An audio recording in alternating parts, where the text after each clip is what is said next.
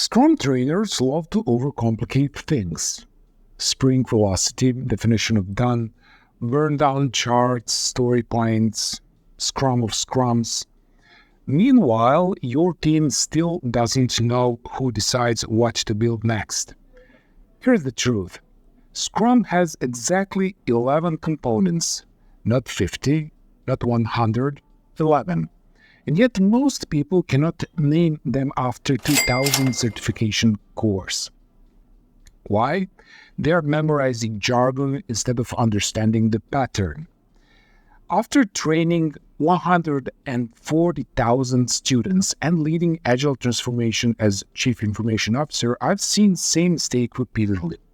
People memorize the Scrum guide but cannot answer basic questions like who decides what do we build next week? When do we actually show progress to stakeholders? How do we know if we are done? Here is the pattern that fixes this. 3-5-3 rule. 3 rules. We have product owner who prioritizes what to build, the what and why. Scrum Master removes obstacles so they can deliver, and developers build the actual product. We have 5 events: sprint planning, team commits to work 1 to 4 weeks of work, daily Scrum 15-minute sync to catch problems early, sprint review show working product to stakeholders, retrospective improve how the team works, and sprint, the whole container that holds everything together. And finally, we have 3 artifacts. Product backlog, that's everything we might build, prioritized. Sprint backlog, what we committed to do this sprint. Increment, working, tested product ready to ship. And that's it.